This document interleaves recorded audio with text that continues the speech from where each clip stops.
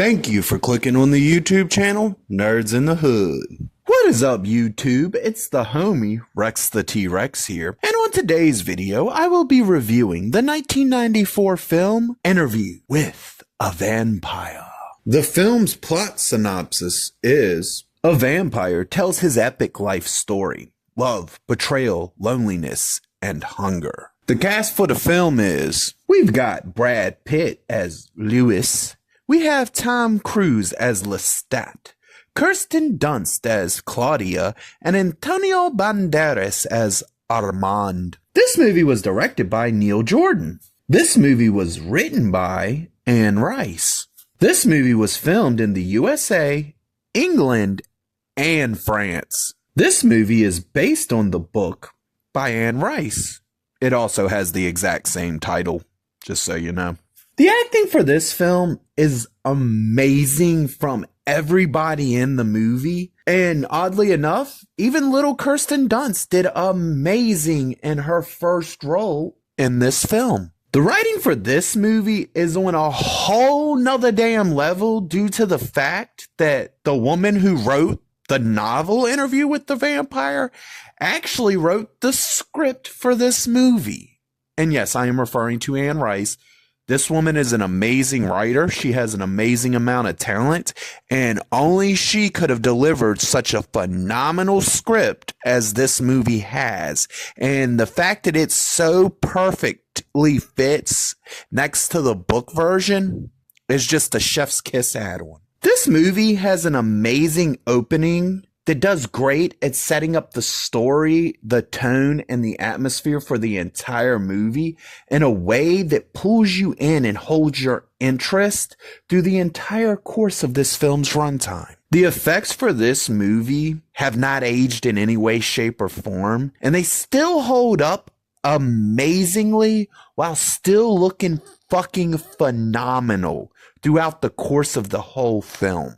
With the fact that every scene in this movie just looks like a work of fucking art, you get an entire movie that is nothing but one giant work of art, and it's executed perfectly. This is a movie that is nothing more than pure entertainment. It allows you to escape the bullshit of the real world for a couple hours and doesn't try to beat you over the head with some message or some bullshit. It's just a story being told for the sake of pure entertainment, and that's what we need realistically when it comes to our films, is pure entertainment for the sake of pure entertainment. I would like to see this happen again across movies, video games, comic books, everything actually. I would like to return to this point in time where everything is nothing but entertaining for the sake of entertainment. It's about allowing you to escape the problems of the world, not beating you over the head with the problems of the world. And that's one thing that this movie does beautifully. It does that. It's entertainment for the sake of entertainment thing, and it never forgets that. It never forgets that its single most important purpose is to give you the runtime's length of escaping reality and just being able to let shit go and be entertained. This movie has a soundtrack that is amazing for everything in the film and does exactly what it needs to do and making sure that it elevates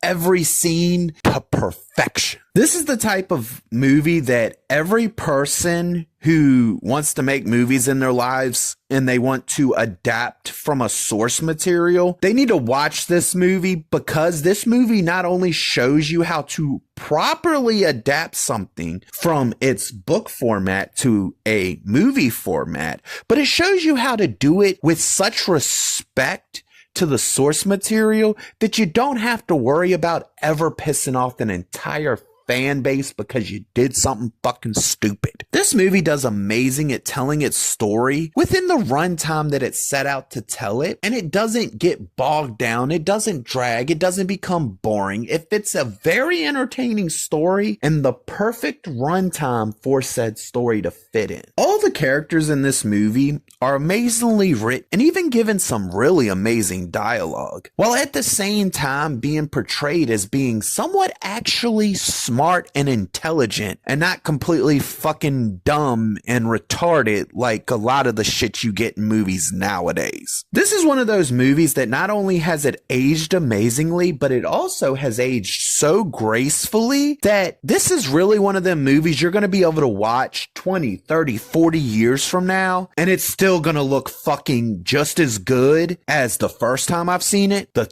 30th time I've seen it, the 50th time I've seen it. You get my point. No matter how many times you watch this movie, it still holds the same level on every aspect as the first time you watched it, which is all signs of a phenomenal movie that will stand the test of time and still be a great form of entertainment 100 years from now if they're still watching movies. This movie's drama is amazing, and it's executed so perfectly, it could actually give soap operas a run for their money. This movie has some subject matter that might make some people uncomfortable, and it's definitely going to make people who are easily offended.